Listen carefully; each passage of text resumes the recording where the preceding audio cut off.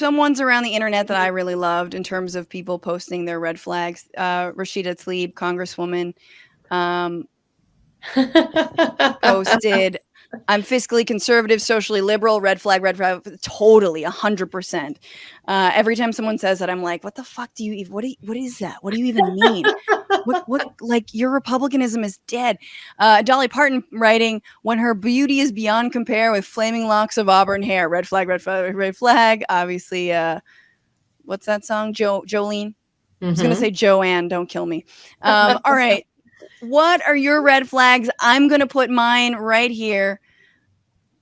The veggie burrito comes with lettuce. Red flag, red flag. Veggie burritos with lettuce suck. Don't put soggy ass lettuce on my nice, warm bean cheese burrito.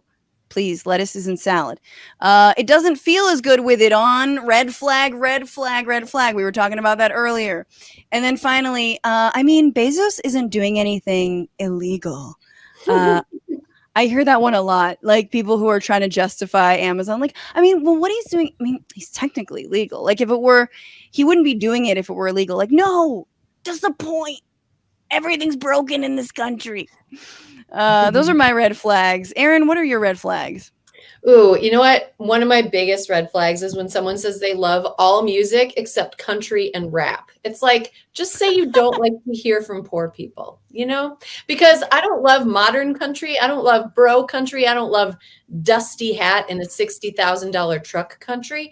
But if you're talking about old country, like Johnny Cash and Loretta Lynn and Dolly Parton, and you're talking about, Tammy Wynette, and all of that stuff is like a story told about people that are going through experiences that are not privileged experiences. Right.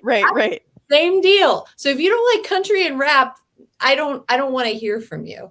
I think not liking rap by itself says you don't want to hear from poor people, and you might be a little racist.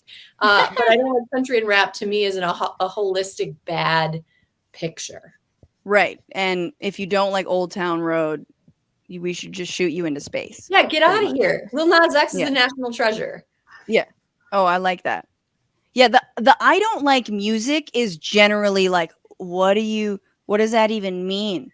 Right. It's like, some people like all music? You're saying you like all music, but so you listen to doom metal? You like drum and bass? Like you don't like all music. You like dubstep? Yeah. Really? When you're not on drugs, do you like dubstep? Yeah, exactly. Simona, what's your red flag? I would have to agree with Rashida Tlaib, fiscally conservative and socially liberal. Do you like equality, but you don't like paying for it? That gets me every time. And somebody once said that to me on a date. And let me tell you, everything went downhill from there. So that is definitely a major red flag. And then Joe Manchin's entitlement claims that, giving women equality is going to create an entitlement society. That just gets me. I can't take that. Like, no way. You even hear that from Democrats. Remember Pete Buttigieg in the 2020 election was like, well, we can't give, the wealthy universal child care because, they can pay for it. Can you just implode that for me 1 second? Like, what's wrong with that idea? Because a lot of people buy into it. Like, oh, yeah, I guess wealthy people shouldn't have universal child care because they can already pay for it.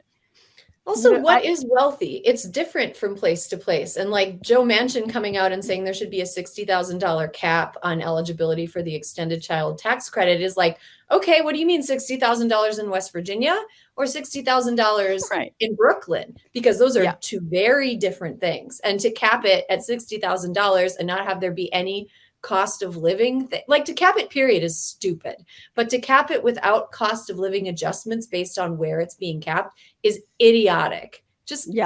Totally idiotic. Yes, I completely agree with you. This is because women need childcare in this country to go to work and not men, right? It's a necessity for women to have childcare to get to work, but not for men. And if it would not be the case, we would not be debating this.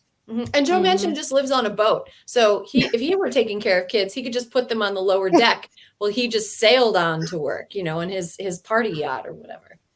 Yeah. He'd have them just in a sort of floaty cage next to them. I imagine that. Row harder. What's going on, Frantifa? If you haven't already, subscribe to this channel right now. Hit that button. And also, you can become a patron and support the show every single week. Get access to bonus episodes and exclusive merchandise. Patreon.com/bitchuation room. Do it.